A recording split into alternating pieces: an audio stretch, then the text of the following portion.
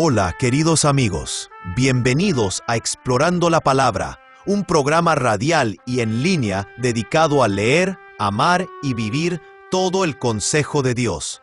Si el Señor lo permite, nuestra intención es avanzar verso por verso, capítulo por capítulo, a través de toda la Biblia. Acompañándonos para continuar este recorrido, está nuestro maestro de la Biblia aquí en Explorando la Palabra, el pastor Paul Carter. Si tiene su Biblia con usted, me encantaría que la abriera ahora en Éxodo capítulo 11. El plan de RMM nos tiene viendo hoy todo el capítulo 11 y aproximadamente la mitad del capítulo 12.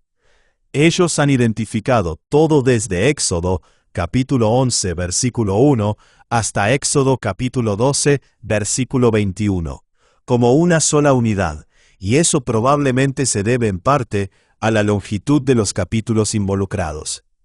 El capítulo 11 es bastante corto, y luego el capítulo 12 es bastante largo. Y también probablemente tiene que ver con el deseo de mostrar la conexión entre la Pascua y la 10ª plaga. Ahora bien, durante los últimos episodios, hemos estado avanzando a través de una sección bastante importante en el libro de Éxodo, que va desde el capítulo 7, versículo 8, hasta el capítulo 11, versículo 10. Así que obviamente hoy estamos llegando al final de esa sección. Hemos estado contemplando la gran confrontación de poder entre Dios y Faraón. Dios ha prolongado esta confrontación para juzgar a Faraón y para mostrar de manera definitiva a todo el mundo que observa su propia soberanía suprema e incomparable sobre todas las cosas. Esa demostración llega ahora a su punto culminante en el anuncio de una plaga final y terrible. Escuche ahora la palabra de Yahweh, comenzando en el versículo 1. Yahweh dijo a Moisés: «Una plaga más traeré sobre Faraón y sobre Egipto, después de la cual los dejará ir de aquí. Cuando los deje ir, ciertamente los echará de aquí completamente.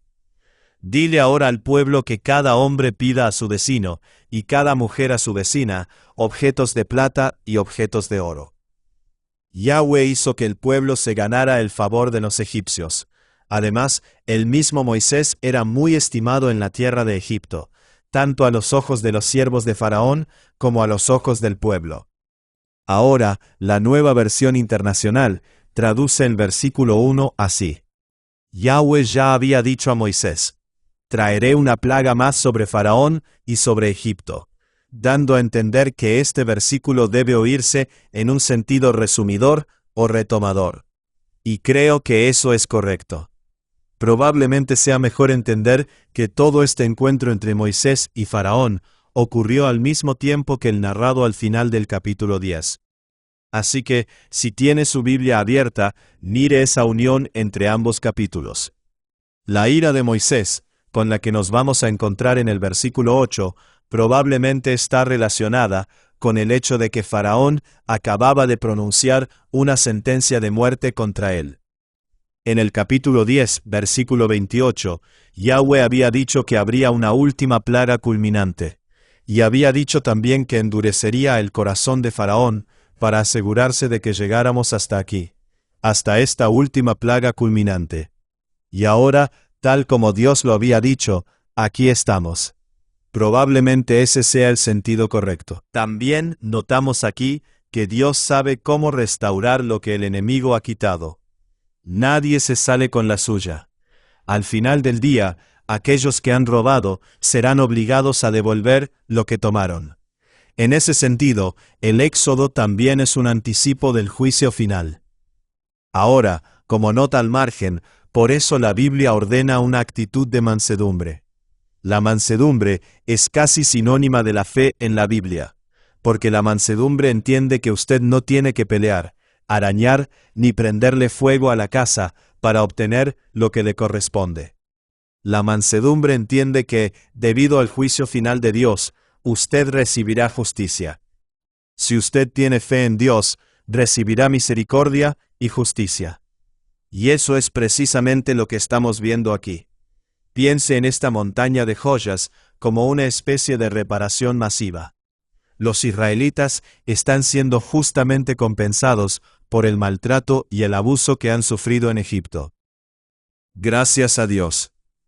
Retomamos la historia en el versículo 4. Y Moisés dijo, Así dice Yahweh, como a medianoche yo pasaré por toda la tierra de Egipto, y morirá todo primogénito en la tierra de Egipto, desde el primogénito de Faraón que se sienta en su trono, hasta el primogénito de la sierva que está detrás del molino, también todo primogénito del ganado. Y habrá gran clamor en toda la tierra de Egipto, como nunca antes lo ha habido y como nunca más lo habrá.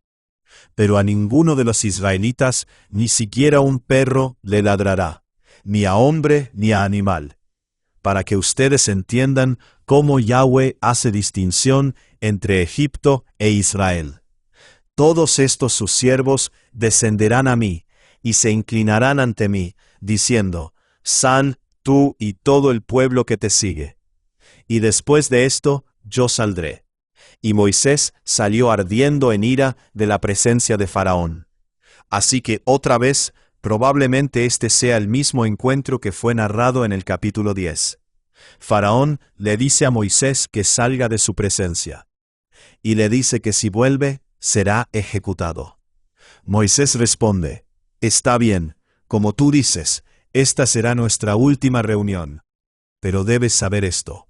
Habrá una plaga más, grande y terrible, después de la cual tus oficiales vendrán hasta mí. Bajarán de la plataforma donde ahora están delante de ti. Vendrán hasta mí y me rogarán que me vaya. Tu pueblo nos pagará para que salgamos. Dios mismo romperá nuestras cadenas.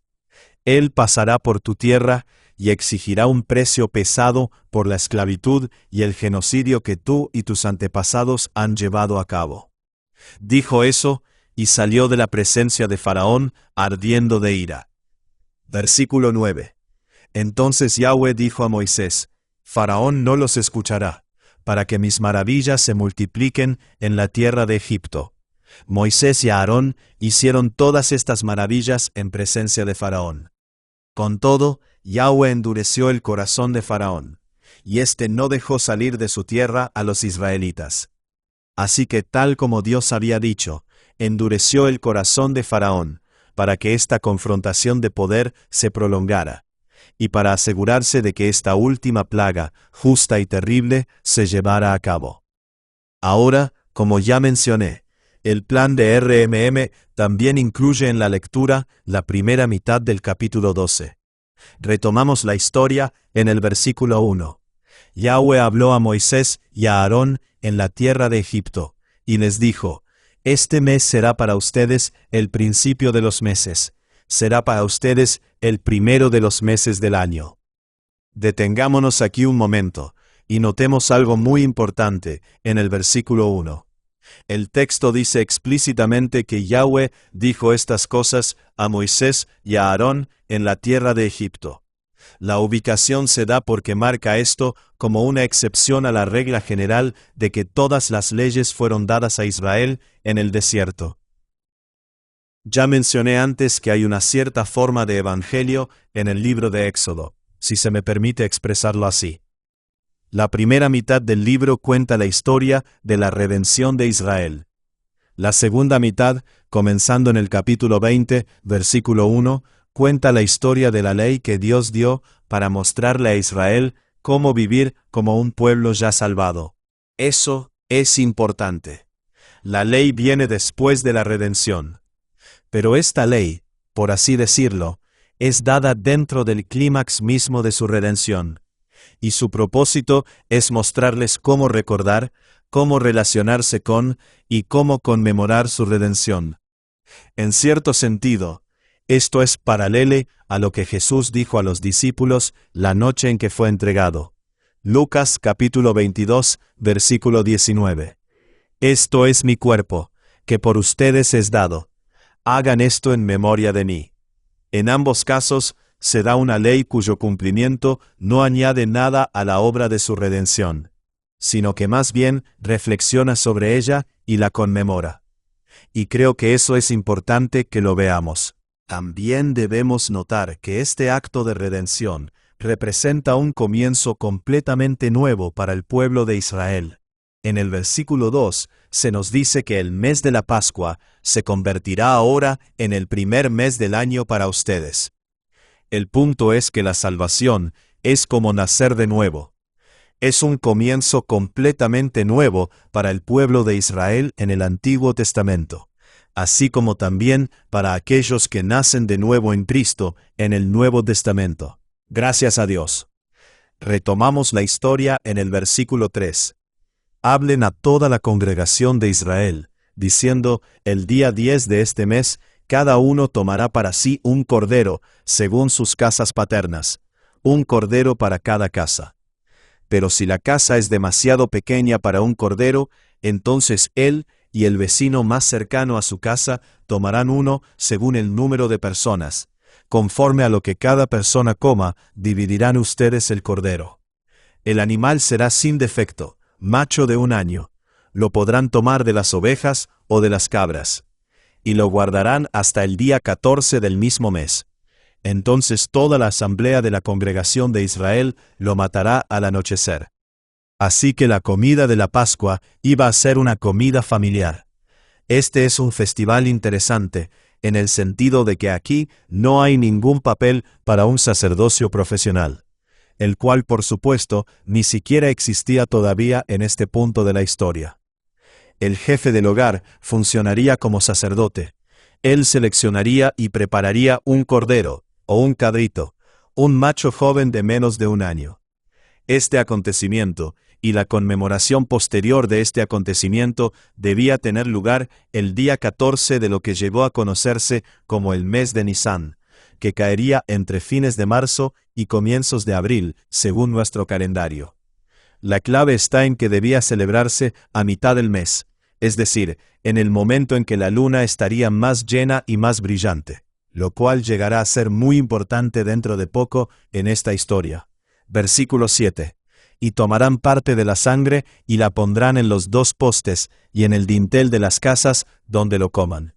Y comerán la carne esa misma noche, asada al fuego, y la comerán con pan sin levadura y con hierbas amargas. No comerán nada de él crudo ni hervido en agua, sino asado al fuego, tanto su cabeza como sus patas y sus entrañas.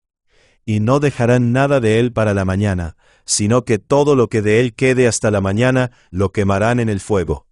Y de esta manera lo comerán, ceñida su cintura, las sandalias en sus pies, y el bordón en la mano, y lo comerán apresuradamente.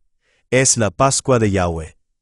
Porque esa noche pasaré por la tierra de Egipto, y heriré a todo primogénito en la tierra de Egipto, tanto de hombre como de animal. Y ejecutaré juicios contra todos los dioses de Egipto. Yo, Yahweh. Y la sangre les será a ustedes por señal en las casas donde estén. Y cuando yo vea la sangre, pasaré de largo sobre ustedes. Y ninguna plaga vendrá sobre ustedes para destruirlos cuando yo hiera la tierra de Egipto. Así que, cuando el cordero era sacrificado por el jefe del hogar, la sangre era recogida en alguna clase de recipiente. Luego esa misma persona tomaba un tallo de hisopo, que no es más que una hierba local, que aparentemente era bastante fragante y de la longitud y forma perfectas para salpicar y aplicar. Así que tomaban el hisopo, lo mojaban en la sangre, y luego salpicaban y untaban los postes de la puerta de la casa, marcando así la casa como una que contenía miembros fieles y creyentes de la comunidad del pacto. Obviamente era un gesto simbólico. Douglas Stuart dice aquí, la sangre en los postes de la puerta mostraba aceptación del plan de rescate de Dios y confianza en su palabra. Bueno, yo diría que esa es una definición bastante buena de la fe salvadora. Estas son personas fieles refugiándose bajo la sangre del Cordero. La frase clave realmente es el versículo 13. Dios dice, cuando yo vea la sangre, pasaré de largo sobre ustedes, y ninguna plaga vendrá sobre ustedes para destruirlos. Bueno, ahí está el Evangelio, ¿no es cierto? Antiguo Testamento y Nuevo Testamento. Gracias a Dios. Ahora bien, En cuanto a los otros elementos de la comida, aquí será útil usar un poco la imaginación.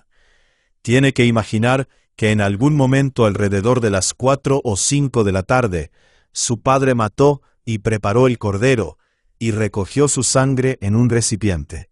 Tomó el hisopo y cubrió los postes de la puerta de su casa con la sangre.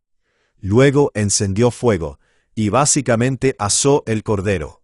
Después le dijo a todos en la casa que empacaran sus cosas y se vistieran para viajar, lo cual hicieron mientras el cordero se cocinaba al fuego. Luego, unas horas más tarde, cuando ya estaba oscuro, ustedes se reunieron, de pie, completamente empacados, vestidos y listos para salir. Y comieron juntos esa comida con el cordero asado. Tenían hierbas amargas. Esto pudo haber sido una guarnición para el cordero, o pudo haber sido una especie de acompañamiento, algo parecido a una ensalada. No estamos completamente seguros. Y junto con eso también tenían pan sin levadura, lo que nosotros llamamos matzá.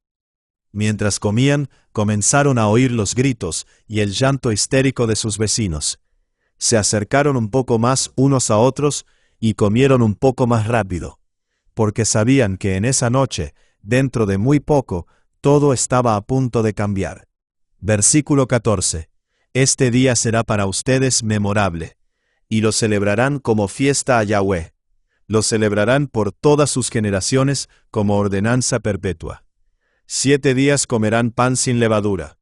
Además, el primer día quitarán la levadura de sus casas, porque cualquiera que coma algo leudado desde el primer día hasta el 7º, esa persona será cortada de Israel. Y el primer día tendrán una santa convocación, y otra santa convocación el 7º día. Ningún trabajo se hará en ellos, excepto lo que cada uno haya de comer. Solo esto podrán hacer ustedes.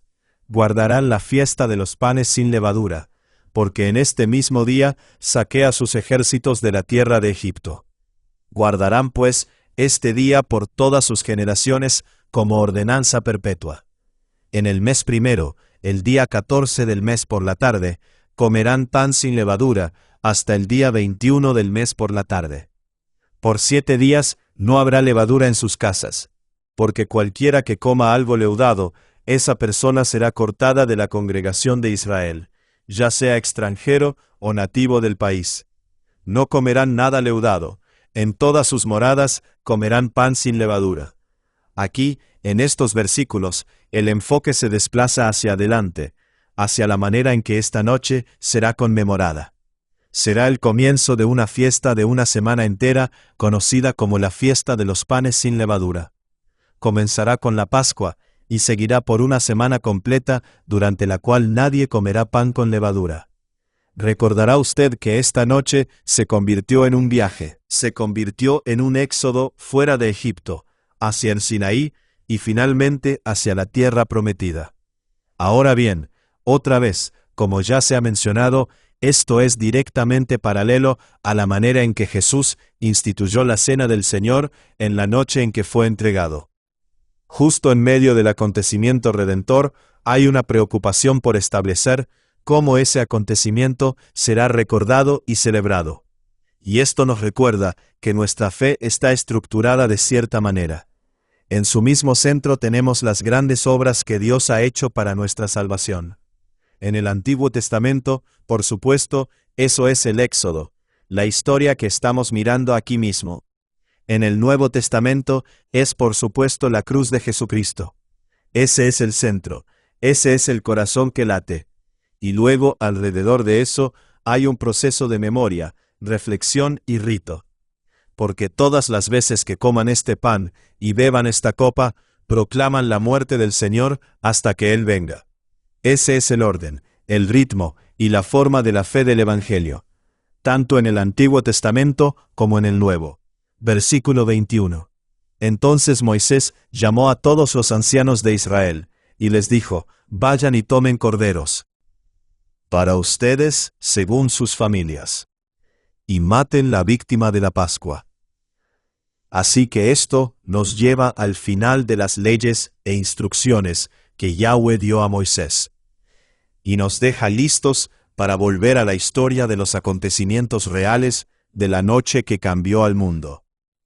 Gracias a Dios, y gracias a usted, por escuchar otro episodio de Explorando la Palabra. Gracias por acompañarnos en este episodio de Explorando la Palabra. Si este estudio ha sido de bendición para ti, considera compartirlo con otros para que más personas puedan profundizar en las Escrituras. Recuerda que el propósito de estudiar la Biblia no es solamente adquirir conocimiento, sino conocer más profundamente a Cristo y vivir de acuerdo con la verdad de su palabra. Nos vemos en el próximo episodio, mientras continuamos explorando la palabra de Dios juntos.